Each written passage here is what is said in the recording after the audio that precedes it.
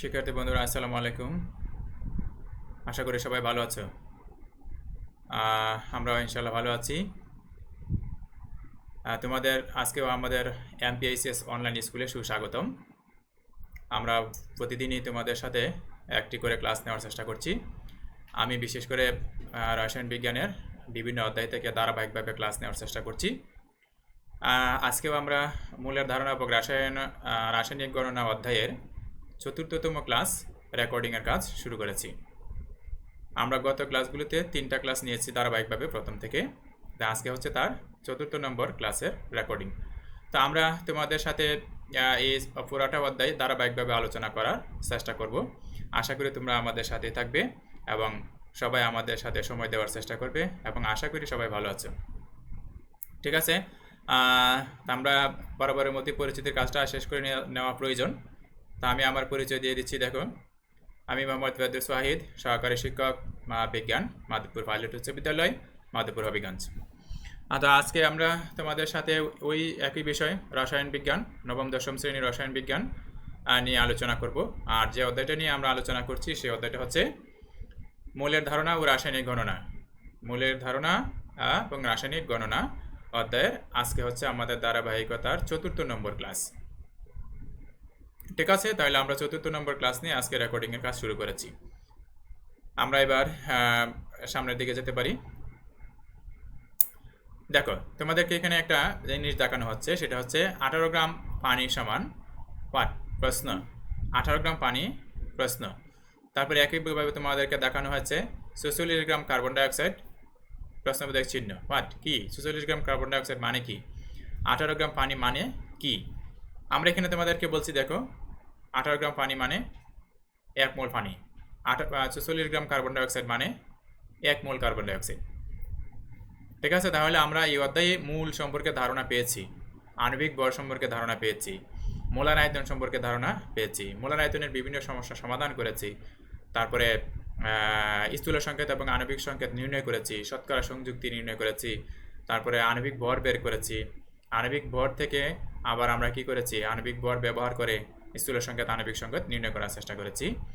তারপরে আমরা বিভিন্ন ধরনের সংকেত অর্থাৎ স্থূল সংকেত এবং আণবিক সংকেতের মধ্যে সম্পর্ক বা পার্থক্য এগুলো দেখার চেষ্টা করেছি। আণবিক সংকেত কোনটা, স্থূল সংকেত কোনটা। একইভাবে আমরা এখানে তোমাদেরকে বলার চেষ্টা করেছি মূল। আমরা অ্যাভোগাড্রো সংখ্যা সম্পর্কেও ধারণা নেওয়ার চেষ্টা করেছি গত ক্লাসগুলিতে। তো এখানে একই ধারাবাহিকতায় আমরা আবার আসছি। তারপরে আমরা তোমাদের গত ক্লাসগুলিতে রাসায়নিক বিক্রিয়া এবং রাসায়নিক সমীকরণ নিয়েও আলোচনা করার চেষ্টা করেছি।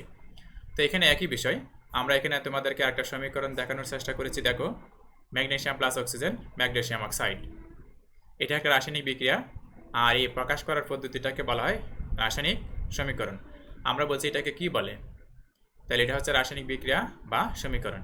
অর্থাৎ ঘটনাটাকে বলা হয় রাসায়নিক বিক্রিয়া, আর প্রকাশ করার যে পদ্ধতি সেটাকে বলা হয় রাসায়নিক বিক্রিয়াকে প্রকাশ করার যে পদ্ধতি সেটাকে বলা হয় রাসায়নিক সমীকরণ, নাকি? এটাকে বলা হয় রাসায়নিক সমীকরণ। তা রাসায়নিক সমীকরণ প্রকাশ করার জন্য আমরা কি করেছি? প্রতীক ব্যবহার করেছি, সংকেত ব্যবহার করেছি, তারপরে বিভিন্ন চিহ্ন ব্যবহার করার চেষ্টা করেছি। কোনো কোনো ক্ষেত্রে আমরা কি করেছি? পদার্থটির ভৌত অবস্থা বোঝার চেষ্টা করেছি, কঠিন, তরল, বায়বীয় ইত্যাদি ইত্যাদি। তারপরে জলীয় দ্রবণ ইত্যাদি ইত্যাদি বিষয় আমরা বোঝার চেষ্টা করেছি বিভিন্ন প্রতীক বসাই নেওয়া, মানে বসাই নিয়ে আমরা তার ভৌত অবস্থাটা বোঝার চেষ্টা করেছি। তো এখন আমরা একই বিষয় নিয়ে আবার কথা বলবো। দেখো, আজকের আমাদের কি কি বিষয় আছে দেখি। আমরা একই বিষয় নিয়ে অর্থাৎ মূল এবং রাসায়নিক সমীকরণ নিয়ে আলোচনা করার চেষ্টা করছি। আজকে রাসায়নিক সমীকরণের বিভিন্ন বৈশিষ্ট্য যেগুলো আমরা দেখেছি এগুলো আজকে আলোচনা করব না। আমরা আলোচনা করব আজকে রাসায়নিক বিষয় বা সমীকরণ থেকে আর কি কি জানা যায়, আর কি কি করা যায় একটা রাসায়নিক সমীকরণ ব্যবহার করে। আরও কিছু টপিক আমাদের আছে, সেগুলো আজকে জানার চেষ্টা করব। ঠিক আছে, চলো আমরা যাই দেখি আমাদের শিক্ষণফল কি কি আছে। আমরা এখানে শিক্ষণফলের মধ্যে যে যে বিষয়গুলো আছে সেগুলোর মধ্যে একটা হচ্ছে মূল এবং রাসায়নিক বিক্রিয়ার মধ্যে সম্পর্ক। মূল এবং রাসায়নিক বিক্রিয়ার মধ্যে কী ধরনের রিলেশন আছে। 2, রাসায়নিক সমীকরণ ব্যবহার করে উৎপাদ, বিক্রিয়ক এবং পরিমাণ মানে এদের পরিমাণ হিসাব করতে পারবো। 3, উৎপাদের শতকরা পরিমাণ হিসাব করতে পারবো। এই 3টা জিনিস আমরা করব। তুতের গ্লাস পানির পরিমাণ হিসাব আমরা আজকে করব না। এটা প্র্যাকটিক্যালি বিষয়, যেহেতু এটা আমরা এখানে তোমাদের সাথে আলোচনা করতে চাচ্ছি না। এটা আমরা প্র্যাকটিক্যালি যতটা সম্ভব করার চেষ্টা করব এবং তোমরা তোমাদের প্র্যাকটিক্যালে সেটা করার চেষ্টা করবে। ঠিক আছে, তাহলে আমরা আজকে 3টা শিকনপল নিয়ে কাজ করব। একটা হচ্ছে মূল এবং রাসায়নিক বিক্রিয়ার মধ্যে সম্পর্ক, 2 হচ্ছে রাসায়নিক সমীকরণ ব্যবহার করে উৎপাদ বিক্রিয়ক এবং এদের পরিমাণ হিসাব, তারপরে উৎপাদের শতকরা হিসাব আমরা করতে পারবো। ঠিক আছে, তাহলে দেখে আমাদের এখানে কি কিসের ছবি দেখতেছো? এটা তোমাদের রসায়ন বই। তোমাদের রসায়ন বইয়ের ছবি আমরা এখানে দেখানোর চেষ্টা করেছি, নিশ্চয়ই তোমাদের রসায়ন বইয়ের ছবি। তারপরে আমরা এখানে বলার চেষ্টা করেছি আসলে রসায়ন বইয়ের ছবি দেখানোর মানে কি, এর একটা কারণ আছে। কারণটার জন্য আমরা বলছি দেখো যে রসায়নের যে শাখায় বিক্রিয়কের পরিমাণ থেকে উৎপাদের পরিমাণ এবং উৎপাদের পরিমাণ থেকে বিক্রিয়কের পরিমাণ হিসাব করা হয়, তার একটা নাম আছে, ওই শাখাটার একটা নাম আছে, আর ওই শাখাটাকে বলা হয় স্টোইচিওমেট্রি। স্টোইচিওমিতি, এটার নাম হচ্ছে স্টোইচিওমিতি, অর্থাৎ যেখানে উৎপাদ, বিক্রিয়ক ইত্যাদির পদার্থের পরিমাণ হিসাব করা হয়। উৎপাদ থেকে বিক্রিয়ক, বিক্রিয়ক থেকে উৎপাদ, এগুলোর পরিমাণ হিসাব করতে পারি আমরা। আর যে শাখাতে করা হয় রসায়ন বিজ্ঞানের, সেই শাখাটার নাম হচ্ছে স্টোইচিওমিতি। আচ্ছা, তাহলে আমরা দেখি আমাদের এখানে একটা সমীকরণ দেওয়া আছে। সমীকরণটা হচ্ছে magnesium plus oxygen magnesium oxide. এটা আমরা জানি যে ম্যাগনেসিয়াম আর অক্সিজেন বিক্রিয়া করলে ম্যাগনেসিয়াম অক্সাইড তৈরি হয়। এখানে দেখো আমরা ম্যাগনেসিয়ামটা কি হচ্ছে, সলিড মানে কঠিন, ম্যাগনেসিয়াম অক্সাইডটাও সলিড, এটাও মোটামুটি কঠিন, এবং অক্সিজেন হচ্ছে গ্যাস। তাহলে ম্যাগনেসিয়াম এবং অক্সিজেন বিক্রিয়া করে তৈরি করে ম্যাগনেসিয়াম অক্সাইড। দেখি আমরা সমীকরণের মধ্যে থেকে কি কি জানতে পারি। আমরা এখানে প্রথমে জানতে পারার চেষ্টা করেছি যে 2 মোল ম্যাগনেসিয়াম আছে, তারপরে 1 মোল অক্সিজেন আছে, উৎপাদন হয়েছে যে 2 মোল ম্যাগনেসিয়াম অক্সাইড, অর্থাৎ 2 মোল ম্যাগনেসিয়াম 1 মোল অক্সিজেনের সাথে বিক্রিয়া করার ফলে 2 মোল ম্যাগনেসিয়াম অক্সাইড তৈরি হয়েছে। 2 মোল ম্যাগনেসিয়াম অক্সাইড তৈরি হয়েছে, এটা আমাদেরকে মনে রাখতে হবে। এরপরে আমরা বলছি যে দেখো এখানে যে জিনিসটা আছে সেটা হচ্ছে অ্যাভোগাড্রো সংখ্যা, অর্থাৎ 6.02 × 10⁻23 10⁻23 যে সংখ্যাটা, এটা হচ্ছে অ্যাভোগাড্রো সংখ্যা। এখানে দেখো 2 মোল ম্যাগনেসিয়ামের মধ্যে কি আছে, 6.02 × 10⁻23টি অণু আছে, কিসের, ম্যাগনেসিয়ামের বা পরমাণু। আবার 6.02 × 10⁻23টি অক্সিজেন অণু আছে। একইভাবে 6.02 × 10⁻23টি ম্যাগনেসিয়াম অক্সাইডের অণু আছে। অর্থাৎ উৎপাদের মধ্যেও ঠিক একই সংখ্যা, বিক্রিয়কের মধ্যেও তাদের প্রত্যেকের বেলায় একই সংখ্যা পরমাণু বা অণু বিদ্যমান আছে। আমরা এখানে আরেকটা কথা বলছি দেখো 2 × 24, অর্থাৎ ম্যাগনেসিয়ামের পারমাণবিক ভর দ্বারা পরমাণুর সংখ্যাকে গুণ করেছি আমরা। গুণ করার পরে পাইলাম কি 48 গ্রাম ম্যাগনেসিয়াম। একইভাবে অক্সিজেনের বেলায় আমরা পাইলাম 32 গ্রাম। একইভাবে আমরা ম্যাগনেসিয়াম অক্সাইডের বেলা পেলাম 80 গ্রাম। ঠিক আছে, আণবিক ভর পেলাম, ম্যাগনেসিয়াম অক্সাইডের আণবিক ভর হচ্ছে 40, তাকে অণু আছে 2টা, সেই জন্য 2 দ্বারা গুণ, তাইলে তার আণবিক ভর পাইলাম আমরা 80 গ্রাম। এখন এখান থেকে আমরা বাকি কাজগুলো করার চেষ্টা করব। দেখো আমরা এই সমীকরণটাকে উদ্দীপক হিসেবে যদি আমরা ধরি, তাহলে এই সমীকরণটার উপরে নির্ভর করে আমরা বিভিন্ন ধরনের সমস্যা সমাধান করতে পারবো। দেখো 1 নম্বরে আমরা বলছি 5 গ্রাম ম্যাগনেসিয়াম ধাতু কত গ্রাম অক্সিজেনের সাথে বিক্রিয়া করে। এটা কিন্তু আমরা সমীকরণ থেকে বের করব। যে সমীকরণটা আমরা পাইলাম, রাসায়নিক বিক্রিয়াটা যেটা আমরা পেলাম, ওই বিক্রিয়াটা থেকে আমরা তার পরিমাণটা হিসাব করার চেষ্টা করব। তাহলে আমাদের সমস্যাটা কি, সমস্যাটা হচ্ছে 5 গ্রাম ম্যাগনেসিয়াম ধাতু কত গ্রাম অক্সিজেনের সাথে বিক্রিয়া করে। 5 গ্রাম ম্যাগনেসিয়াম ধাতু কত গ্রাম অক্সিজেনের সাথে বিক্রিয়া করে ম্যাগনেসিয়াম অক্সাইড তৈরি করব। তাহলে আমাকে এর পরিমাণটা বের করতে হবে, কার, অক্সিজেনের পরিমাণটা বের করতে হবে। দেখো আমরা এখানে হিসাব করার চেষ্টা করেছি, এটা বলছি ম্যাগনেসিয়াম অক্সিজেনের সাথে বিক্রিয়া করে ম্যাগনেসিয়াম অক্সাইড তৈরি করে, যেটা আমরা সমীকরণটা তৈরি করে এসেছি এবং তার হিসাব করে এসেছি। দেখো আমরা বলছিলাম ওইখানে ম্যাগনেসিয়ামের পরিমাণ পাইছিলাম আমরা কত, 48 গ্রাম, আর অক্সিজেনের পরিমাণ পাইছিলাম আমরা 32 গ্রাম, আর ম্যাগনেসিয়াম অক্সাইডের পরিমাণ পাইছি আমরা 80 গ্রাম। তাহলে আমরা এখানে লিখছি দেখো 48 গ্রাম ম্যাগনেসিয়াম বিক্রিয়া করে 32 গ্রাম অক্সিজেনের সাথে, তাহলে 1 গ্রাম ম্যাগনেসিয়াম বিক্রিয়া করবে কত গ্রামের সাথে, অবশ্যই কম, তাহলে আমরা এই কমের পরিমাণটা লিখলাম। এরপর আমরা বলছি যে 5 গ্রাম ম্যাগনেসিয়াম বিক্রিয়া করবে কত গ্রাম অক্সিজেনের সাথে, তাহলে আমরা পরিমাণটা যেটা পেলাম সেটা হচ্ছে 3.33 গ্রাম। অর্থাৎ 5 গ্রাম ম্যাগনেসিয়াম বিক্রিয়া করবে 3.33 গ্রাম অক্সিজেনের সাথে।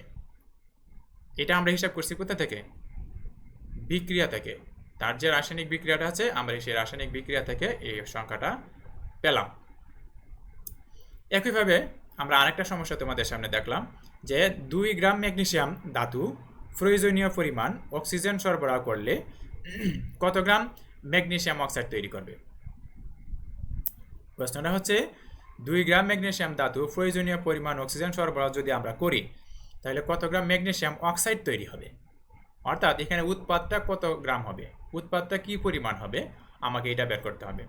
আর আমরা জানি এই সমীকরণের উৎপাদকে ম্যাগনেসিয়াম অক্সাইড। ঠিক আছে, সমীকরণ থেকে। তাহলে দেখো আমরা আবার হিসাব করে দেখালাম এখানে এই যে ম্যাগনেসিয়াম অক্সিজেনের সাথে বিক্রিয়া করে ম্যাগনেসিয়াম অক্সাইড তৈরি করেছে। এখন আমরা বলছি 48 গ্রাম ম্যাগনেসিয়াম ধাতু থেকে উৎপন্ন হয় 80 গ্রাম ম্যাগনেসিয়াম অক্সাইড। তাহলে 48 গ্রাম ম্যাগনেসিয়াম অক্সিজেনের সাথে প্রয়োজনীয় পরিমাণ অক্সিজেনের সাথে যদি বিক্রিয়া করে তাহলে 80 গ্রাম ম্যাগনেসিয়াম অক্সাইড তৈরি হয়। 1 গ্রামে কত গ্রাম হবে আর 2 গ্রামে কত গ্রাম হবে, এটা হচ্ছে আমাদের হিসাবের সিস্টেম। তাহলে আমরা দেখলাম কি 2 গ্রাম ম্যাগনেসিয়াম ধাতু থেকে উৎপন্ন হয় 3.33 গ্রাম ম্যাগনেসিয়াম অক্সাইড। 3.33 গ্রাম ম্যাগনেসিয়াম অক্সাইড, এটা আমাদেরকে মনে রাখতে হবে। এই ধরনের অঙ্ক তোমার বইয়ে আছে, এই অঙ্কগুলি তোমার বইয়ে দেওয়া আছে, তোমরা ইচ্ছা করলে বইয়ের সাথে সেগুলো শেয়ার করে নিতে পারো বা তোমরা এগুলো বইয়েরটাও আলোচনা করতে পারো, অথবা তুমি নিজের বইয়েরটার সাথে আমাদের এটার সাথে মিল রেখে তোমরা যে কোনো সমীকরণ থেকে এভাবে প্রশ্ন তৈরি করে করে তুমি তোমার অর্জিত নলেজটাকে বা জ্ঞানটাকে কি করতে পারো, যাচাই করে নিতে পারো তুমি কতটা বুঝতে পারছো। একইভাবে আমরা আরেকটা সমস্যা তোমাদের সামনে দিলাম যে এখানে দেখা গেছে যে প্রয়োজনীয় পরিমাণে ম্যাগনেসিয়াম সরবরাহ করলাম আমরা। এখন করার পর আমরা বলছি 10 গ্রাম ম্যাগনেসিয়াম অক্সাইড উৎপন্ন করতে কত গ্রাম অক্সিজেন লাগবে। এখন আমরা কি করলাম, উৎপাদের পরিমাণটা দিয়ে দিলাম এবং ম্যাগনেসিয়ামের বলছি প্রয়োজনীয় পরিমাণে সরবরাহ করা হয়েছে। যদি 10 গ্রাম ম্যাগনেসিয়াম অক্সাইড পেতে হয় তাহলে আমার কত গ্রাম অক্সিজেন লাগবে। ঠিক আছে, তাহলে আমরা দেখি সমস্যাটা, আমরা দেখি সমাধান কিভাবে হয়। আমরা দেখলাম তাহলে 80 গ্রাম ম্যাগনেসিয়াম অক্সাইড উৎপন্ন হয় 32 গ্রাম অক্সিজেন থাকে। তাহলে 1 গ্রাম ম্যাগনেসিয়াম অক্সাইড উৎপন্ন হবে কত গ্রাম অক্সিজেন থেকে, এবং 10 গ্রাম ম্যাগনেসিয়াম অক্সাইড উৎপন্ন হবে কত গ্রাম অক্সিজেন থেকে। তাহলে আমরা এখানে হিসাব করে পেলাম যে কত গ্রাম, 4 গ্রাম। আমরা যে মানগুলো পাইলাম যে সেটা হচ্ছে 4 গ্রাম অক্সিজেন লাগবে। কত গ্রাম ম্যাগনেসিয়াম অক্সাইড পাইতে, 10 গ্রাম। 10 গ্রাম ম্যাগনেসিয়াম অক্সাইড পেতে অক্সিজেন লাগবে 4 গ্রাম। এই যে সমস্যাগুলো আমরা দেখলাম, এই ধরনের যে কোনো সমস্যা তুমি যে কোনো সমীকরণ থেকে সমাধান করতে পারবে যদি আমাদের এই সিস্টেমটা বা আমাদের এই সমস্যাগুলো তুমি বুঝে থাকো। ঠিক আছে, তাহলে আমাদের এই সমস্যাগুলো বুঝে থাকলে তুমি এই সমীকরণ, এই ধরনের সমীকরণ যে কোনো জায়গা থেকে তোমাকে এই ধরনের সমীকরণ দেখ না কেন তুমি তার যে কোনো সমস্যা, যে কোনো মানের সমস্যা সমাধান করতে পারবে। একইভাবে আমরা তোমাদেরকে আরও কিছু সমস্যা সমাধানের চেষ্টা করব। দেখো, 5টি নাইট্রোজেন অণু কতটি অ্যামোনিয়া অণু উৎপন্ন হবে, অর্থাৎ 5টি নাইট্রোজেন অণু থেকে কয়টা অ্যামোনিয়া অণু উৎপন্ন হবে। তাহলে এখন আমাকে জানতে হবে নাইট্রোজেন কার সাথে বিক্রিয়া করলে অ্যামোনিয়া তৈরি হয়।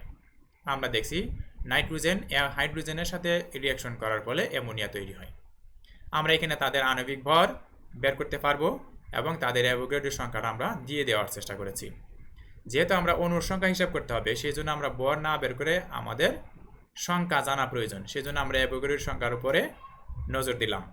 তাহলে এখানে দেখলাম প্রত্যেক জায়গাতে 6.02 × 10⁻23টি অণু আর 3 × 6.02 × 10⁻23টি অণু।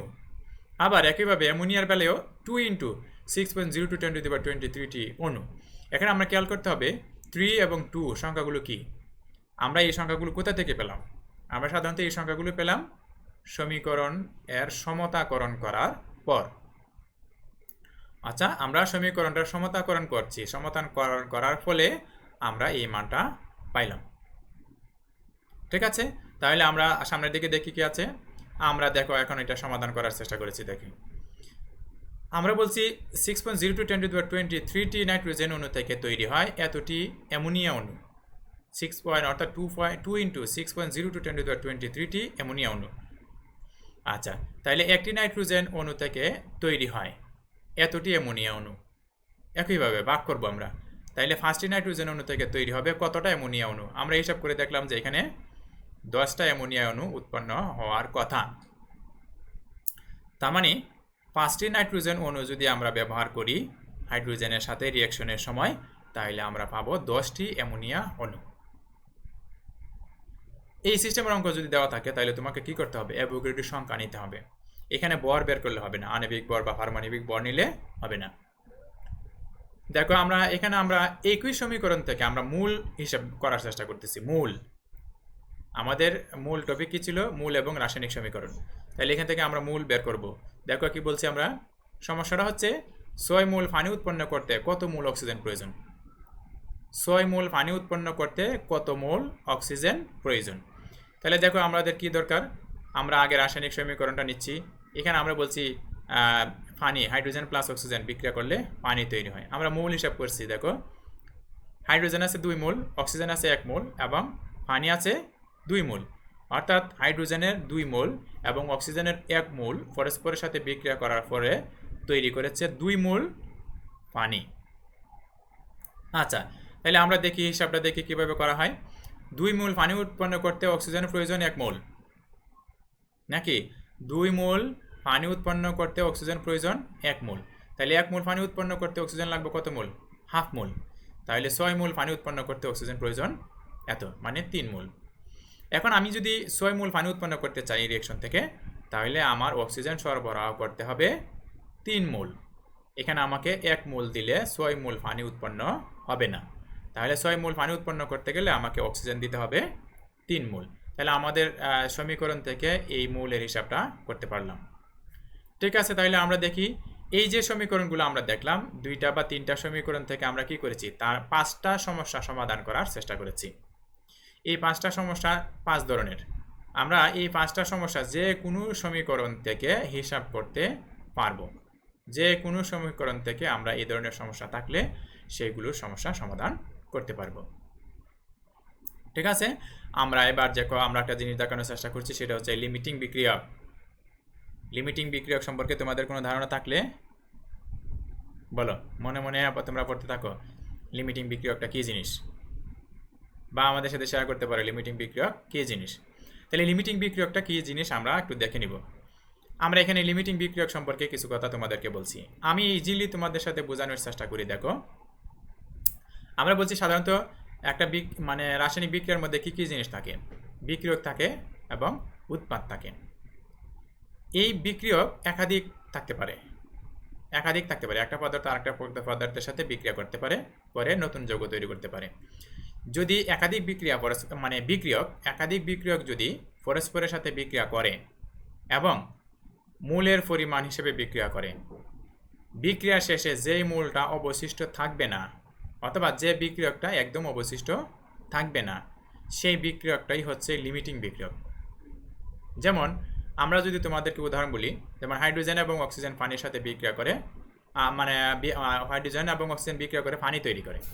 আচ্ছা, আমরা দেখছি বিক্রিয়াটা, স্বাভাবিক যে বিক্রিয়াটা সেটা হচ্ছে 2 মোল হাইড্রোজেন 1 মোল অক্সিজেনের সাথে বিক্রিয়া করে।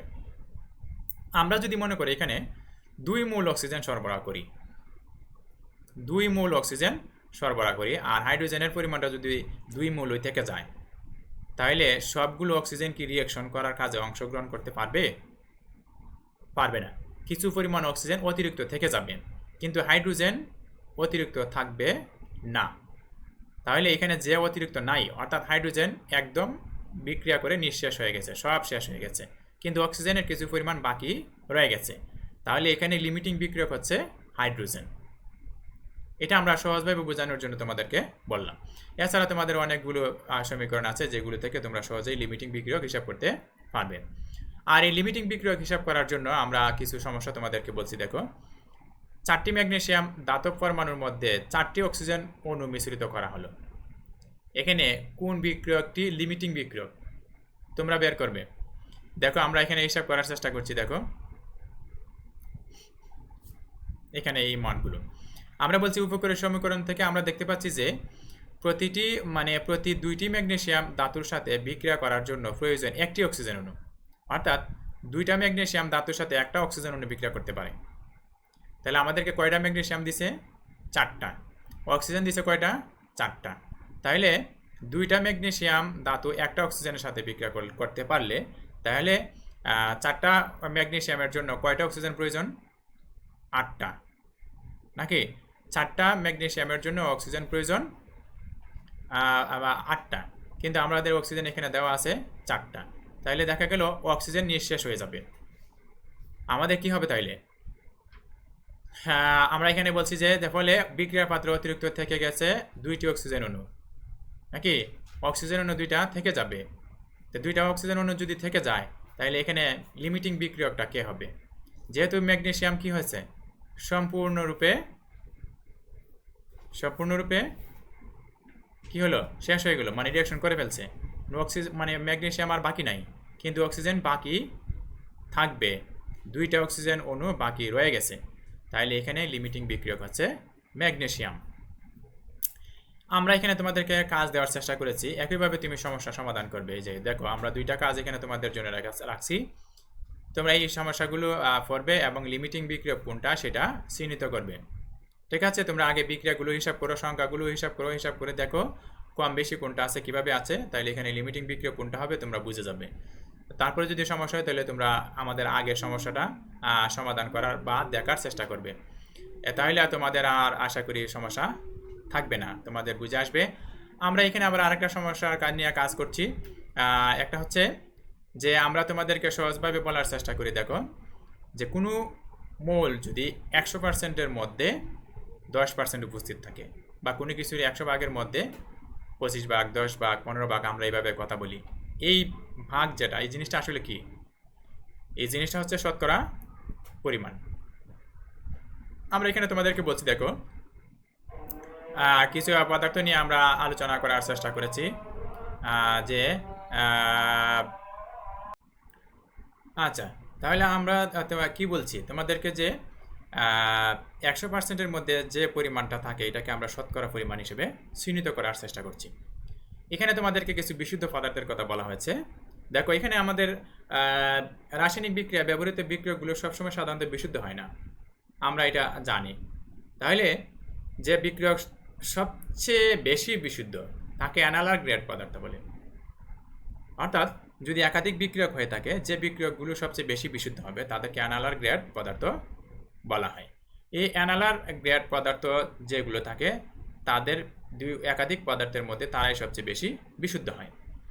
আমরা এখানে বলছি যে কোনো কোনো পদার্থকে 99% বিশুদ্ধ করা সম্ভব, এর চেয়ে বেশি বিশুদ্ধ করা যায় না। তখন আমরা এই 99% যে বিশুদ্ধ পদার্থটা থাকে আমরা বলি অ্যানালার। তাইলে অ্যানালার কি জিনিস? যে 99% বিশুদ্ধ পদার্থকে অ্যানালার পদার্থ বলা হয়। আর একাধিক পদার্থের মধ্যে তুলনীয় হলে যে পদার্থটা সবচেয়ে বেশি বিশুদ্ধ সেটাকে বলা হয় অ্যানালার গ্রেড পদার্থ। ঠিক আছে, এই সংজ্ঞাগুলো তোমাদের মনে রাখতে হবে। আমরা এখানে তোমাদেরকে শতকরা পরিমাণ হিসাব করার জন্য আমরা একটা সূত্র দেওয়ার চেষ্টা করেছি। দেখো এখানে উৎপাদের শতকরা পরিমাণ সমান বিক্রিয়া হবার পরে প্রাপ্ত প্রকৃত উৎপাদের পরিমাণ ইন্টু 100 ভাগ হবে বিক্রিয়ার সমীকরণ থেকে হিসাবকৃত উৎপাদের পরিমাণ। সূত্রটা অবশ্যই মনে রাখতে হবে। দেখো অথবা আমরা সেগুলোকে ওই যে নর্মালি অঙ্ক সিস্টেমে যেগুলো করি সেভাবেও করা যায়, আর আমরা যদি সরাসরি সূত্র বসায় করি তাহলেও করা সম্ভব। আমরা এখানে তোমাদেরকে একটা সমস্যা দেখানোর চেষ্টা করেছি। দেখো 2 গ্রাম ম্যাগনেসিয়াম ধাতু প্রয়োজনীয় পরিমাণ অক্সিজেনের সাথে বিক্রিয়া করে 3.25 গ্রাম ম্যাগনেসিয়াম অক্সাইড উৎপন্ন করে। উৎপাদের শতকরা পরিমাণ হিসাব করো। তাহলে আমাকে এখানে উৎপাদের শতকরা পরিমাণটা হিসাব করতে হবে। তাহলে কি করব? আমরা আগে সমীকরণটার সমাধান করব, অর্থাৎ আমরা তাকে সমতাকরণ করে তার বর বের করব। দেখো আমরা বর বের করেছি, ম্যাগনেসিয়াম 48 গ্রাম এবং অক্সিজেন 32 গ্রাম, আর ম্যাগনেসিয়াম অক্সাইড পাচ্ছি আমরা 80 গ্রাম। তাহলে দেখো হিসাব আমরা দেখছি, 48 গ্রাম ম্যাগনেসিয়াম ধাতু থেকে উৎপন্ন হয় 80 গ্রাম ম্যাগনেসিয়াম অক্সাইড, এবং 1 গ্রাম থেকে কত আর 2 গ্রাম থেকে কত। তাহলে আমরা মান পেলাম কত? 3.33 গ্রাম ম্যাগনেসিয়াম অক্সাইড তৈরি হয়েছে। এটা আমরা আগেও কিন্তু হিসাব করে আসছি একবার, সমীকরণের প্রথম দিক দিয়ে যখন আমরা আলোচনা শুরু করেছি তখন আমরা কিন্তু এই হিসাবটা করেছি। এখন আবার করেছি, কারণ হচ্ছে আমাকে 100 ভাগে নিতে হবে। 100 ভাগে নিতে গেলে আমাকে কি করব? তাহলে সমীকরণটা আমরা বসানোর জন্য চেষ্টা করব। দেখো বিক্রিয়া করার পরে ম্যাগনেসিয়াম অক্সাইড উৎপন্ন হয়েছে 3.25 গ্রাম। আর সমীকরণ থেকে হিসাবকৃত পরিমাণটা পাচ্ছি আমরা 3.33 গ্রাম। ঠিক আছে, এখন দেখো উৎপাদের শতকরা পরিমাণ 3.25 ইন্টু 100 বাই 3.33 গ্রাম। তাহলে ভাগ করার পরে আমরা পাইলাম 97.6 ভাগ বা 97.6%। আমরা উৎপাদের পরিমাণটা পাইলাম এই পরে, অর্থাৎ যে উৎপাদটা ম্যাগনেসিয়াম অক্সাইড তৈরি হয়েছে তার পরিমাণ হচ্ছে 97%। ঠিক আছে, 97 ভাগ ম্যাগনেসিয়াম অক্সাইড তৈরি হয়েছে। এটা হচ্ছে আমাদের উৎপাদের পরিমাণ হিসাব করার শর্ত। তুমি যদি আমাদের উপরের অংশটা না করেও যদি তুমি সরাসরি উৎপাদের পরিমাণ শতকরা পরিমাণ হিসাব করা সূত্রের মধ্যে মান বসাই দাও তাহলে কোনো অসুবিধা নাই। তোমার উপরে নির্ভর করবে তুমি কোন কাজটা বেশি পছন্দ করো। ঠিক আছে, তুমি যে কোনো অংশ ভাবেই করতে পারো, করলে তোমার অঙ্ক হবে, কোনো সমস্যা নেই। আমরা এখানে আরেকটা সমস্যা তোমাদেরকে দেওয়ার চেষ্টা করছি, সেটা হচ্ছে 80 গ্রাম ক্যালসিয়াম কার্বনেটকে তাপ দিলে 39 গ্রাম ক্যালসিয়াম অক্সাইড পাওয়া যায়, উৎপাদের শতকরা পরিমাণ কত? ঠিক একইভাবে করো দেখি আমরা। এই আমরা এখানে বলছি 100 গ্রাম ক্যালসিয়াম কার্বনেট থেকে ক্যালসিয়াম অক্সাইড পাওয়া যায় 56 গ্রাম। ক্যালসিয়াম কার্বনেট কত গ্রাম, ক্যালসিয়াম অক্সাইড পাইছি কত গ্রাম? 56 গ্রাম। তাহলে 1 গ্রাম থেকে কত, আর 80 গ্রাম ক্যালসিয়াম কার্বনেট থেকে কত গ্রাম ক্যালসিয়াম অক্সাইড পাওয়া যাবে? তাহলে ক্যালসিয়াম অক্সাইড পাই আমরা 44.8 গ্রাম, অর্থাৎ 44.8 গ্রাম ক্যালসিয়াম অক্সাইড পাবো 80 গ্রাম ক্যালসিয়াম কার্বনেটকে আমরা ভাঙলে বা বিক্রিয়া ঘটালে। কথা ক্লিয়ার? ঠিক আছে, এই ধরনের সমস্যা তোমরা সমাধান করতে পারবে। আমরা তাকে শতকরা হিসাবে নিলাম। শতকরা হিসাবে নিলে দেখা গেছে যে তার পরিমাণ হয় 87.053 ভাগ। তার মানে 100 ভাগের মধ্যে 87.053 ভাগ ক্যালসিয়াম অক্সাইড উৎপন্ন হবে 100%-এ। আর 80 ভাগের মধ্যে আমরা পাইছি কত? 44.8 গ্রাম। তাইলে 100 ভাগে হবে কত? 87.053 গ্রাম। এটা হচ্ছে আমাদের উৎপাদের শতকরা পরিমাণ। আচ্ছা, এখন আমরা আজকের ক্লাসে প্রায় শেষের দিকে চলে আসছি। আমরা বিভিন্ন সমস্যা তোমাদেরকে দেওয়ার চেষ্টা করেছি এবং এই সমস্যাগুলোর উপর ভিত্তি করে আমরা কিছু তোমাদেরকে প্রশ্ন করার চেষ্টা করছি, যেটা তোমাদের মূল্যায়নের জন্য রাখার চেষ্টা করছি। আসলে যদিও তোমাদের সামনাসামনি মূল্যায়ন করা সম্ভব হচ্ছে না, তারপর আমরা কিছু মূল্যায়নমূলক প্রশ্ন তোমাদের সামনে তুলে ধরলাম। তোমরা নিজেদেরকে মূল্যায়ন করো আজকের ক্লাস থেকে তোমাদের কি কি জিনিস শিক্ষা হলো, এই জিনিসগুলো তোমরা অর্জন করতে পেরেছো কিনা। যদি পারো বা শেখা হয়ে থাকে তাহলে আমি মনে করব আমাদের ক্লাসটা কিছুটা হলেও সার্থক হয়েছে। ঠিক আছে, তা ট্রাই করো, দেখো কি কি জিনিস আমরা বলছি এখানে। লিমিটিং বিক্রিয়ক বলছি, অ্যানালার গ্রেড বলছি, অ্যানালার দ্রবণ পদার্থ কত ভাগ বিশুদ্ধ হয়। তারপর আমরা বলছি মূল কি, তারপর আমরা বলছি বিক্রিয়া সমতাকরণের 2টি নিয়ম, এগুলো আমরা গত ক্লাসেও বলছি। বিক্রিয়া সমতাকরণের 2টা নিয়ম, রাসায়নিক সমীকরণ। এই রাসায়নিক সমীকরণ মূল্যায়নটা আসছে আমাদের গত ক্লাস থেকে। গত ক্লাসে আমরা রাসায়নিক সমীকরণ নিয়ে আলোচনা করার চেষ্টা করেছি। আমরা এখানে তোমাদের সাথে ক্লাসটা সমাপ্ত করার চেষ্টা করব। তার আগে তোমাদেরকে একটা বাড়ির কাজ আছে, সেই বাড়ির কাজটা হচ্ছে এই 250 মিলিলিটার আয়তনিক ফ্লাক্সে 0.1 মোলার সোডিয়াম কার্বনেট দ্রবণ তুমি কিভাবে প্রস্তুত করবে। যদিও বাড়ির কাজটা আজকে ক্লাস থেকে দেওয়া না, বাড়ির কাজটা হচ্ছে গত ক্লাস থেকে দেওয়া। তো তোমরা কি করবে, গত ক্লাসের সাথে সামঞ্জস্য রেখে এই কাজটা করার চেষ্টা করবে। আর এই কাজটা তোমাদের বইয়ে প্র্যাকটিক্যাল হিসেবে দেওয়া আছে, তোমরা এটা বইয়ের প্র্যাকটিক্যালের সাথে মিল করে তোমরা করার চেষ্টা করতে পারো। এখানে একটা দ্রবণ প্রস্তুত করতে হবে, কিভাবে করতে হবে। ঠিক আছে, আমরা আজকে এখানে তোমাদেরকে ধন্যবাদ জানানোর চেষ্টা করছি।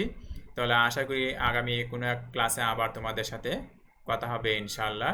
তবে সেই সব পর্যন্ত তোমরা সবাই সুস্থ থাকো, ভালো থাকো, নিরাপদে থাকো এবং আমাদের সাথে থাকো এবং আমাদের জন্য দোয়া করবে এবং সবাই সুস্থ থাকবে, ভালো থাকবে। খুদা হাফেজ।